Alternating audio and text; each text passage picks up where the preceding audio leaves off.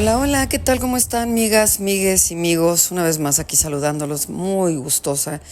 Y hoy que es un día sábado 26 de abril, hoy que termina todo esto que ha acontecido en torno al Papa Francisco o a Jorge, como realmente era su nombre, y todo lo que hace la Iglesia tras una muerte de un Papa, siendo una cosa que pues está basada en creencias y en ejercicios de alguna manera antiguos y además muy sentidos, ¿no?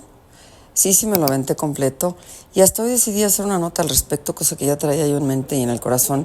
Sin embargo, quería dar un poco de tiempo. A veces así sucede, a veces las cosas salen de forma más orgánica, pero ahorita quería recapitular los sentimientos que incluso propiamente siento en relación a este personaje.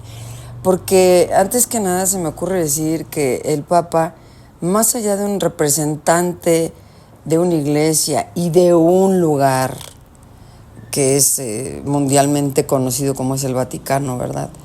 Pues era un hombre que creo que cualquier palabra que se diga a favor de él resultaría un poco corta. No quiero hablar de la parte política que per se sí lleva la iglesia, porque sí la lleva. Y el que diga que no, pues estamos todos mintiendo, ¿verdad? Por ello estos cónclaves, por ello estas cuestiones de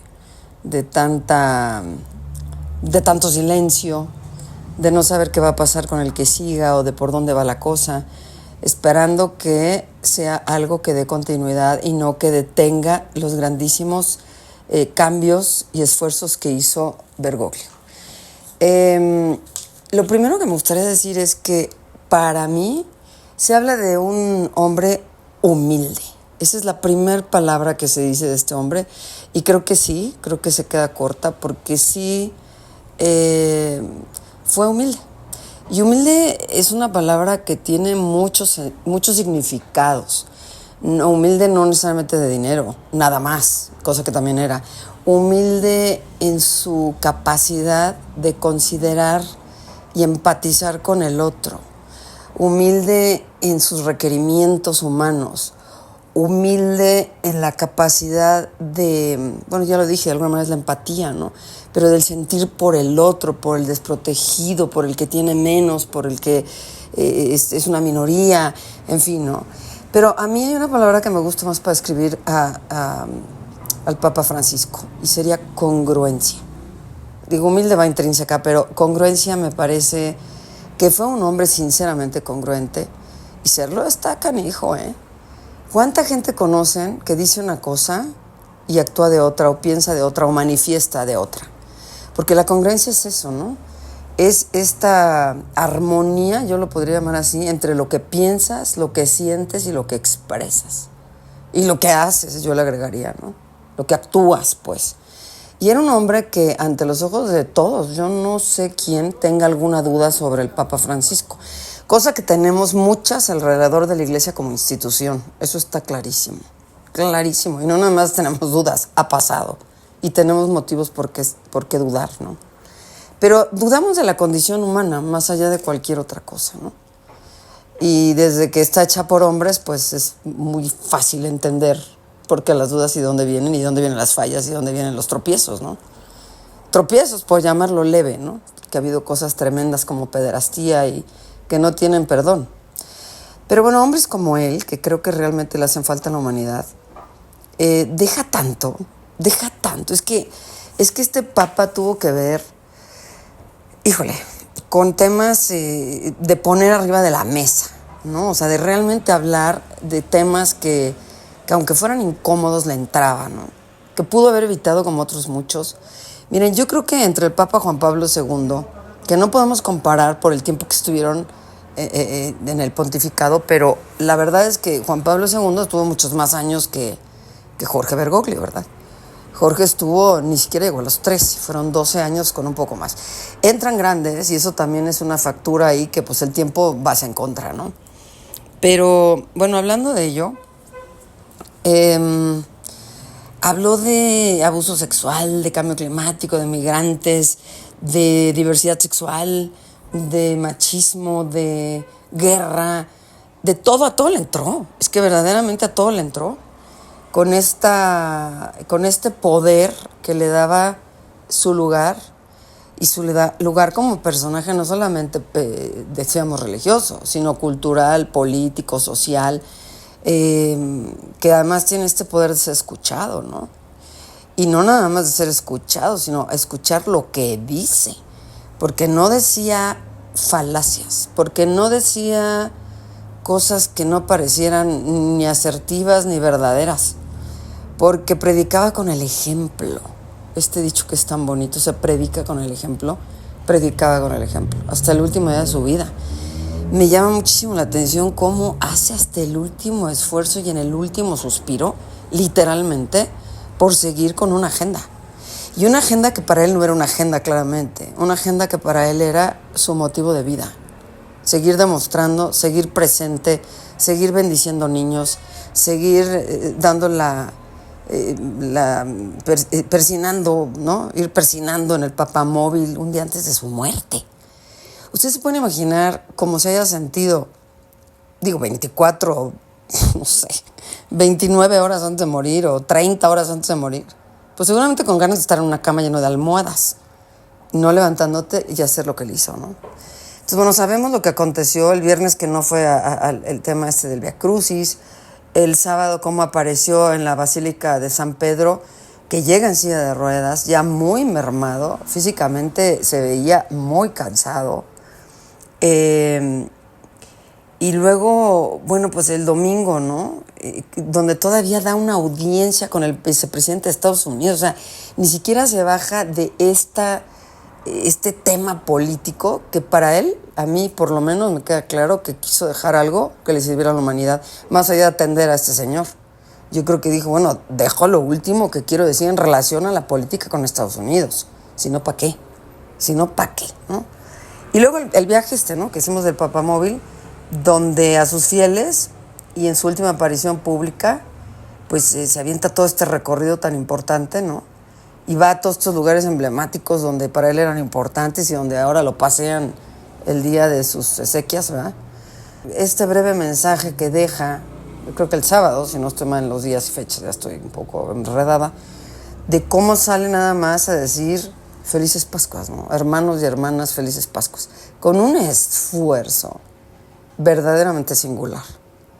Y con esta credibilidad que todo el mundo se le deja ir en gritos de aplausos, porque entendemos el esfuerzo que hace, ¿no? Con una carita que francamente sí se veía que estaba a horas, la verdad. Entonces, ¿cómo se atreve todavía? Y luego incluso cómo va a la cárcel, como lo hacía anualmente, ¿no? Realmente a limpiar los pies, a lavar los pies y a besar los pies de toda esta gente que está en prisión. Y en esta ocasión va y cómo se disculpa horas antes, literal, y dice, de todos modos quiero ir, ¿no? Ya no tiene el esfuerzo, la fuerza para poder hincarse y lavar pies y de hacer todo esto que siempre hizo, que de verdad de los pocos. Y en fin, todo lo significativo que puede resultar, todas sus frases, todas sus palabras, insisto, toda su congruencia en cómo dijo y cómo vivió, ¿no? Y podemos ir hablando de temas, ¿no? Por ejemplo, el tema de los homosexuales concretamente, que es algo muy importante porque va siendo algo que la iglesia siempre ha ido en contra, o dicen, y se acerca a esta chavo no binario, y en su momento le dice, oiga, yo quiero saber usted qué opina de los que tenemos otras preferencias y queremos entrar al reino de los cielos y tal. Y él le dice, ¿yo quién soy para juzgar? Así de fácil, es que era tan espontáneo y tan simple. Como siempre yo digo, ¿no? Las canciones más bellas, las más simples, las frases más grandes, las más simples, los consejos más grandes, los más simples. Y siempre en la simplicidad aparece más rápido la verdad. O a bote pronto, o en ese instante, ¿no? Pero para eso hay que tener magia, para eso hay que tener una capacidad que no todo el mundo tiene, ¿no? Y decía acerca de esto de los homosexuales, decía, pido a los padres y a las madres no condenen ni ignoren a sus hijos homosexuales. Hijos o hijas, también decía eso, ¿eh? Eres mi hijo o mi hija como eres. Voy a estar mencionando algunas frases, ¿no? Sostuvo incluso también ahí encuentros con transexuales, tuvo por ahí también, ¿no? Su apoyo obviamente manifestado a la iglesia en cuanto a lo tradicional del matrimonio, ratificó obviamente la definición como tal para la iglesia del matrimonio, pero también estuvo a favor de las leyes que protegen a las parejas del mismo sexo y a sus derechos. También lo dijo, ¿no? Incluso en esta reunión con los transexuales hablaba, como les digo, de la injusticia de las leyes y la criminalización, dicho bien, de la homosexualidad, como diciendo, tal cual, literal, así dijo, ser homosexual no es un delito. ¿Saben quién se había atrevido a decir eso antes? Nadie. La guerra, ¿no? ¿Cómo hablaba de la guerra? ¿Cómo hablaba de la paz? ¿Cómo hablaba concretamente de Ucrania? ¿Cómo hablaba de en el Medio Oriente de la guerra que no para? Y él decía una frase que, hijo, parece que tenía de verdad dedicatorias a Donald Trump, ¿no? Porque claramente no se llevaba bien. Y decía, quien habla de paz y favorece la guerra con la venta de armas es un hipócrita. Así dedicadito, con dedicatoria incluida, implícita, cosa que además llegó hoy, llega un Donald Trump con Melania a verlo presencialmente, a dar sus condolencias ante el Vaticano. Pero pues por eso en vida, hermano, en vida, ¿verdad? Ya para qué. Pero bueno, pues lo hace porque mundialmente y políticamente le conviene, es políticamente correcto, cosa que no estamos de acuerdo, la mayoría que somos católicos. A mí sí me hubiera gustado que la doctora Sheinbaum hubiera ido. No entiendo la razón de por qué no fue, pero bueno, pues las tendrá. Y pues ahora sí que ni hablar, ¿no? También como en ciertas cumbres, ¿no? En el 21 concretamente calificó como escandaloso el gasto militar de los países. ¿Y otra vez de quiénes? Pues de los que están en guerra, ¿no? En el 22, en Navidad concretamente, recordaba que en nombre de ningún dios, así dijo, puede declararse santa una guerra. Fíjense qué profundidad, caray. En fin, hablando del tema climático, del cambio climático, decía que era una cuestión de justicia intergeneracional. Cualquier daño al ambiente es un daño a la humanidad. Pues perdón qué sapiencia para decirlo tan claro e insisto, para decirlo de una forma tan sencilla, ¿no? La crítica al capitalismo salvaje, esas son sus palabras, hay un capitalismo salvaje. Y hablaba de Donald Trump. La iglesia del lado de los más olvidados, cosa que hizo, dijo, y así estuvo. La huella imborrable no solo en la iglesia católica, sino más allá de debates sociales, culturales y políticos, ya decíamos, de una importancia y de una implicación levantar la voz en el siglo XXI, ¿no? ¿Cómo toma los riesgos? ¿Cómo toma riesgos?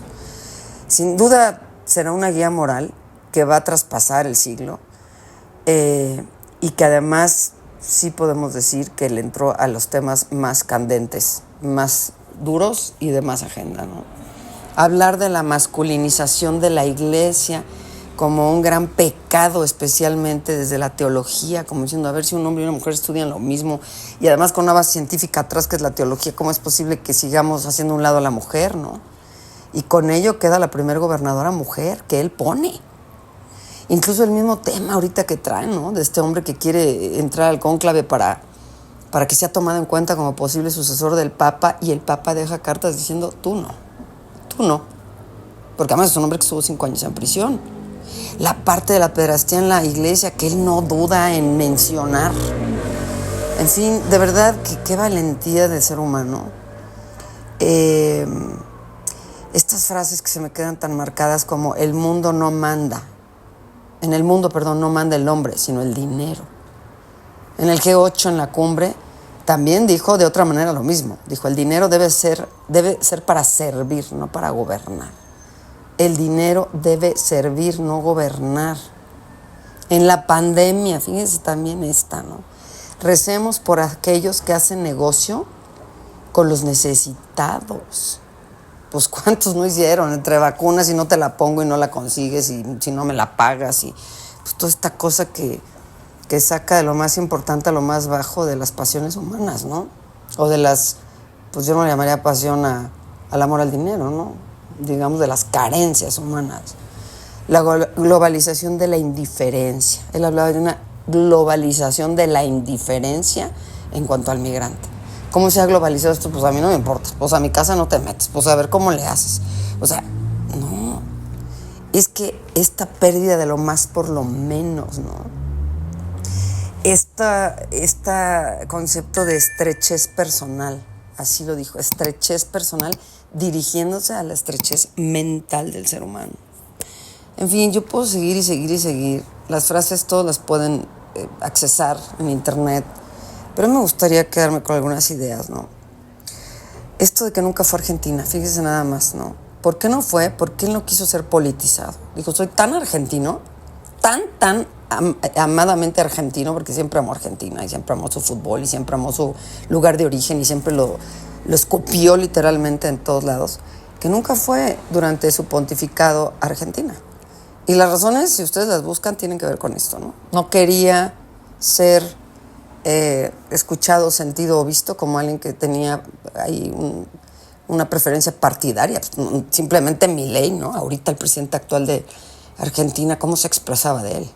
Con mucho falta de respeto. Vergüenza ahorita le de dar. Y con todo y que le fue a dar los últimos adioses ahorita. ¿Para qué? Pero ¿cómo si dijiste eso? En fin.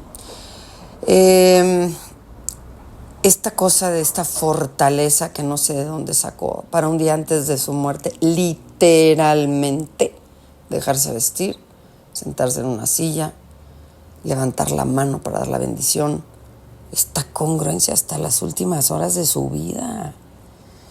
Que los gastos de su funeral, y deja dicho, que por favor fueran cubiertos por algún beneficiario anónimo. O sea, tampoco quiero que nadie se pare el cuello, ¿no? En fin, los zapatos usados que al final van a quedar en este ataúd donde no fue vestido, con todas estas cosas que, si ustedes han tenido la oportunidad de ir al Vaticano, si todo el mundo lo ha dicho, no yo, obviamente, sino la historia, ¿no? Si se vendiera lo que hay en ese museo, África comería no sé cuántos años. Ay, perdón por la moto, ¿verdad? Y él no quería nada de esto. No quería nada de esto. No vivió donde han vivido todos los demás papas. No vivió como ellos, pagaba sus propias cuentas. Y dijo, yo quiero que me pongan con mis zapatos usados.